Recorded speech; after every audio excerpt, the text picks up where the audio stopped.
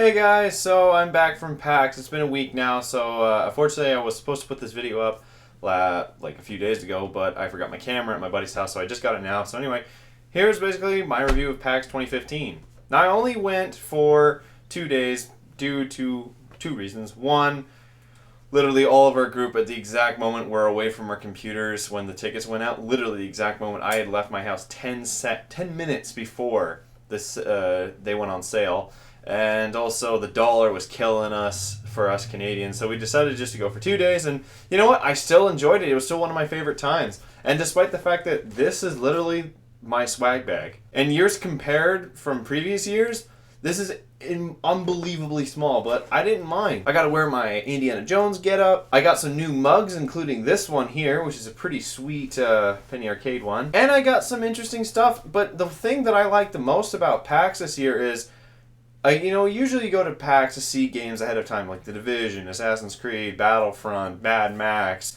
You usually go to these events to see what the game will look like when it comes out with its final product. But for this event, I actually got to see a lot of indie games that I had never seen before, like Dungeon Siege, Party Hard, Captain Forever Remix, Lethal Tactics too, which is kind of like a different version, like a sort of steampunk western version of XCOM, and holy crap is it hard. The guys let me play one level for literally 20 minutes over and over again trying to beat it, and they gave me this toque, which is sweet. And some of these games actually still have their PAX deals, so if you want some deals on some good games that are less than 15 bucks, check them out, because they're really fun. But for one thing, some people really care about shirts, and I only got 2 this year, which is crazy, because so here's like the Division one, which is pretty cool. They had a bunch of really cool For Honor shirts, but they sold out apparently, or pre-ordered out within the first 2 days. That was another game I really wanted to see and play, but the lines were just ridiculous. But I did watch a lot of gameplay of it, and it looks pretty solid. Speaking of solid gameplay as well,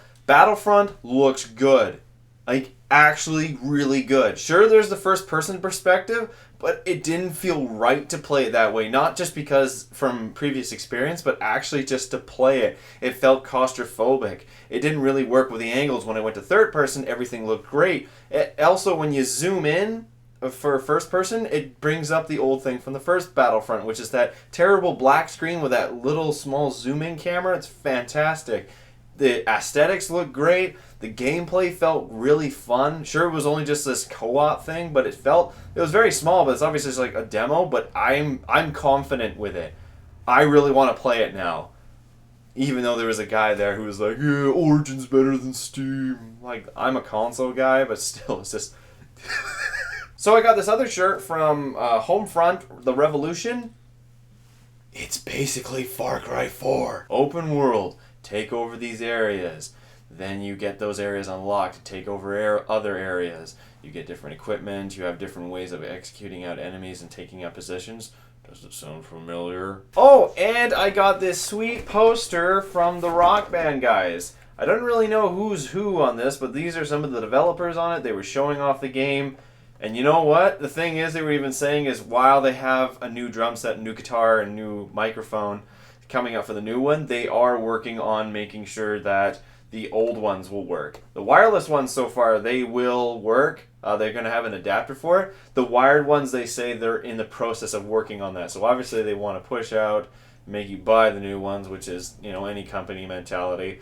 But they say that the original versions will work. Mind you, I looked and felt the drum kit. I really want the new drum kit. But anyway, this is a pretty cool poster I got. I also got some pretty sweet looking bandanas. I got this Rock Band one. That's pretty sweet. I got this really sweet looking Mad Max one. That looks awesome. Looks like a Morton Joe, right? It's a really good game too, actually. I thought that it was actually a lot better than I expected.